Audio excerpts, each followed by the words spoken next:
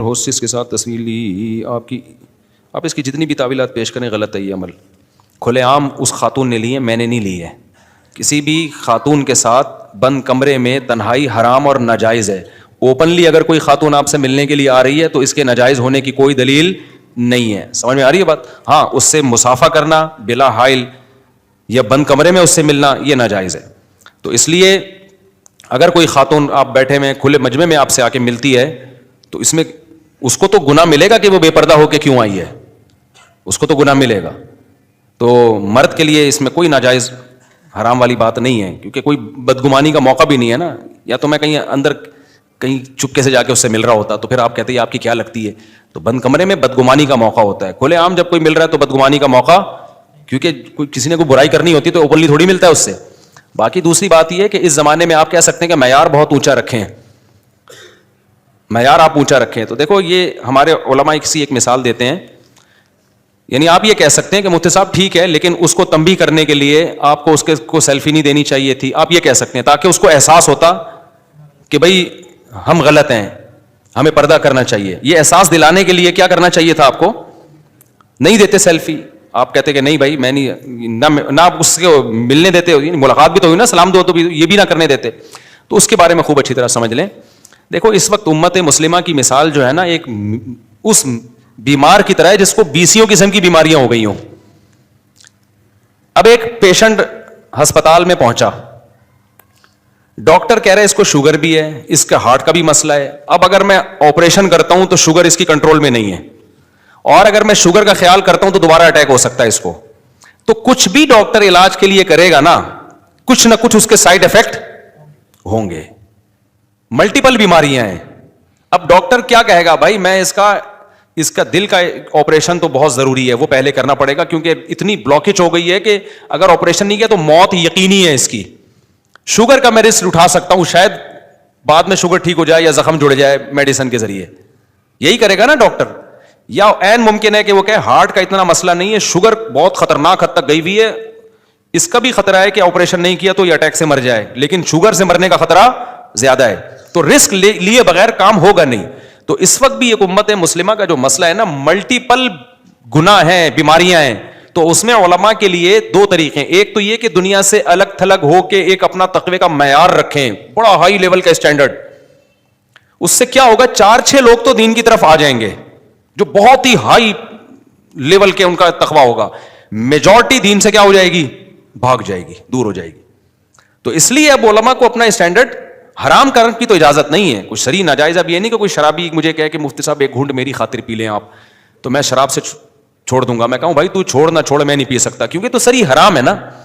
جبکہ عورت کے ساتھ اختلاط جو ہے اس کا تعلق ہے فتنے سے, گناہ میں پڑنے کا اندیشہ ہوتا ہے. تو اب اگر وہ اندیشہ کا خطرہ اتنا نہیں ہے لیکن اس کے پازیٹو فائدے زیادہ ہیں. ایک ایئر ہوسٹس کسی مولوی کے کوئی لفٹ کرا کے سیلفی لے لے, میں سمجھتا ہوں یہ اس کا ایک پازیٹو عنصر ہے کہ اس میں تھوڑی سی, بعض ایئر ہوسٹس نے تو ہم نے بڑی بڑی سیلیبریٹیز آئی ہیں, کبھی کسی کے ساتھ سیلفی نہیں لی ہے, کبھی بھی نہیں لی ہے. اب اس کے دل میں تھوڑی سی ایک مولوی سے محبت ہے جس کی 4 بیویاں آلریڈی موجود ہیں, اس کے بارے میں یہ بھی خطرہ نہیں ہے کہ ہم نکاح کا پیغام بھیج دے گا. اس کو پتا ہے بھائی سمجھ کے اس کے ساتھ سیلفی لینی ہے. اس کو میں اگر کہہ دوں کہ نہیں پیچھے جائیں, تو اس میں اس کو یہ امید تو بہت کم ہے کہ وہ اسلام کی طرف آ جائے اور وہ کہے بھائی میں اتنی بری ہوں تو کل سے میں کیا کر رہی ہوں, برقع پہن کے آؤں. اس کا امکان بہت کم ہے. اس کا امکان بہت زیادہ ہے کہ یار یہ مولوی لوگ بہت بد اخلاق ہوتے ہیں اور ان سے کیا کہو, آئندہ سلام بھی نہ کرو ان کو. یہ خطرہ زیادہ ہے. آج نہیں تو کل, کل نہیں تو پرسوں عین ممکن ہے وہ دین کی طرف آ جائے. کیونکہ علماء سے اگر دل میں محبت ہے نا تو یہ اسلام سے محبت ہے. ورنہ میں ایک دفعہ کہیں جا رہا تھا, سیلفی میں نہیں پہلے دیتا تھا کسی کو, بہت اس میں سخت تھا. ہمارے استاذ نے کہا کہ یار آپ سے کوئی بندہ سیلفی لینے کے لیے آ رہا ہے جبکہ اس کو پتا ہے کہ نہ آپ کو اس کو 5 روپے بھی نہیں دو گے, نہ آپ کی وجہ سے اس کو کوئی فائدہ نہیں ہونے والا. تو اگر وہ صرف دین کی بیس پہ سیلفی لے رہا ہے, آپ کے ساتھ محبت کا اظہار کر رہا ہے, تو اس کے اس جذبے کی قدر کر کے تھوڑی قربانی دے دو. اس کے بعد سے پھر میں نے کیا کیا, اب میں کہیں بھی ایئرپورٹ پہ جا رہا ہوں میں تو 1 گھنٹہ سیلفیاں دے رہا ہوتا ہوں, اور سارے بڑی بڑی مونچھوں والے, بڑی بڑی بغلوں والے آ رہے ہوتے ہیں. یہ تو ایئر ہوسٹس تو کبھی کبھار آ جاتی ہے. زیادہ تر جن لوگوں کے ساتھ میں سیلفی دے رہا ہوتا نا وہ میرا حوصلہ ہے. اب اس میں اگر ایک ایئر ہوسٹس آ گئی اس پہ آپ کو کیا ہو رہا ہے, خیر مذاق کر رہا ہوں میں یہ. تو کتنا گھنٹے لگ جاتے ہیں. ابھی میں جا رہا تھا پتہ نہیں کہاں, اسلام آباد جا رہا تھا, لاہور جا رہا تھا, 1 گھنٹے تک ایئرپورٹ پہ سیلفی گیری چلی ہے. کوئی میرے ساتھ جو بندہ بیٹھا ہوا تھا نا اس کو ترس آنے لگا. میں نے کہا یار میں کیسے بھگاؤں ان لوگوں کو, میں تھک گیا ہوں, واقعی بہت تھک گیا تھا. میں نے کہا کیسے بھگاؤں میں یار, کیونکہ جو آ رہا ہے وہ تو یہ سمجھ رہا ہے کہ میں ہی ہوں, مجھ سے پہلے کوئی بھی نہیں آیا. تو یہی سوچ کے اپنے استاذ کی وہ نصیحت یاد آ رہی تھی کہ یار چلو شاید اس کے دل میں تھوڑی سی محبت ہو, بعد میں بیان سن لے, اور اگر ایک دفعہ دھتکار دو تو زندگی بھر کے لیے برا امیج لے کے جاتا ہے. پھر وہ زندگی بھر کے لیے کیا لے کے جائے گا, برا امیج. تو پبلک پلیسز پہ میں نے جانا ہی چھوڑ دیا ہے اسی وجہ سے کہ یار دھکا دے نہیں سکتے کسی کو.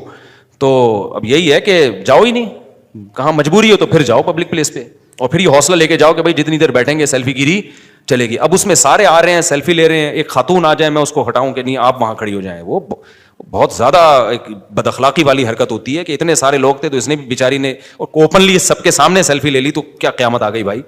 باقی پردے کی جہاں تک بات ہے تو ہمارے بیان سارے اسی پر ہیں. وہ بیان سنتی رہے گی اگر تو اس کو خیال آ جائے گا بھائی یہ اسلام کا حکم ہے. اور مجھ سے تو ایئر ہوسٹس جہازوں میں ایسی بھی ملی ہیں, انہوں نے کہا مجھ سے آپ خدا کی قسم مجبوری میں ہم یہ جاب کر رہے ہیں, ہمیں بالکل پسند نہیں ہے. پھر ان کے میں نے حالات سنے تو وہ زنا کو پیشہ بنا سکتی تھیں. انہوں نے کہا ہم شوہروں نے طلاق دے دی, باپ کما نہیں رہا, ہوتے ہیں پتہ نہیں گھروں میں کیا کیا حالات ہوتے ہیں لوگوں کے, ہم تو ایک ہی لاٹھی سے سب کو ہانک رہے ہوتے ہیں نا. ایک خاتون ایئر ہوسٹس تھی, اس نے مجھے بتایا کہ میں بالکل اس جاب کو پسند نہیں کرتی.